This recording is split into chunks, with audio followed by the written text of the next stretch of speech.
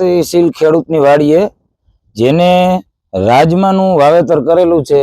તો આપણે ખેડૂતને પૂછી કે રાજમા વિશે તમે અમારા ખેડૂત મિત્રોને જણાવો કે તમારો અનુભવ કેવો છે. મારું નામ માવજીભાઈ લાલજીભાઈ સંતોકી, ગામ બાદનપર, તાલુકો જોડિયા, જિલ્લો જામનગર. મેં રાજમાનું વાવેતર કર્યું છે અને રાજમા પ્રોટીન યુક્ત રાજમા છે. આ ખાવા માટે બહુ સારામાં સારું. અને આના માટે જો જમીનની વાત કરીએ તો જમીન આમાં મીઠી જમીન જોઈ, નિતારવાળી જમીન જોઈ અને મીઠું પાણી જોઈ. આનું આશરે ઉત્પાદન આપણે ગણીએ તો 15 મણથી 28-30 મણ લગી આનું ઉત્પાદન થાય વીઘે. અને આ મૂળ પાક તો આમ તો અમેરિકાનો, પણ આપણે ગુજરાતમાં આવ્યો છે અને આનું ઘણું વાવેતર થાય આપણે ગુજરાતમાં. આપણે આલીબાજુના વિસ્તારમાં એકઈ બાજુ થયું હોય આનું વાવેતર? આ વર્ષે આપણે જોડિયા તાલુકાનું કેસિયા ગામ છે, ધ્રોલ તાલુકાનું ધાંગડા ગામ છે, ત્યાર પછી જામનગર જિલ્લામાં ખંભાળિયા, દ્વારકા બાજુ આનું વાવેતર થાય છે. બરોબર.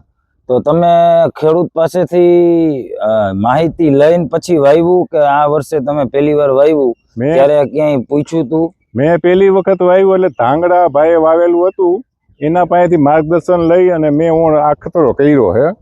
પણ મને એમ લાગે કે આ રાજમા દરેક ખેડૂતને વાવવો જોઈએ. તો આ રાજમા કેટલા દિવસનું થયું? આ વાવેતર કેટલું છે? આ 35 દિવસનું થયો છોડવો.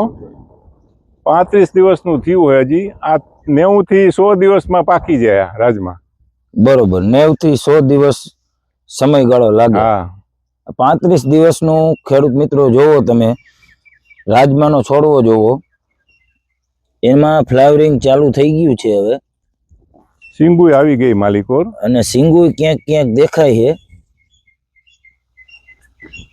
જોવો તમે, આ રીતે ફ્લાવરિંગ લાગે છે. જો આ સિંગુ, આવી સિંગુ હોય.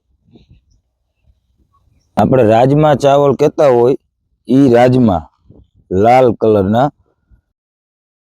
તો ખેડૂત મિત્રો, આવા અવનવા વિડીયો જોવા માટે અમારી યુટ્યુબ ચેનલ અક્ષર એગ્રો સીડ્સને લાઈક કરો, સબસ્ક્રાઈબ કરો, જેથી વધુ ખેડૂતો સુધી આપણી આ અવનવી માહિતી જે આપણે દઈ છીએ. આ વર્ષે તમે જોવો કલોંજીના વાવેતર થયા, રાજમાના થયા, પછી હજી અને વટાણા, આવા અવનવા પાક હવે આપણા વિસ્તારમાં જામનગર જિલ્લામાં વવાતા થયા છે. તો એના માટે અવનવી માહિતી તમને માહિતીનું અપડેટ મળતું રહે, જેથી કરી તમે આ વિડીયોને લાઈક કરો, શેર કરો, જેથી વધુ ખેડૂત મિત્રો સુધી આ વાત પહોંચે.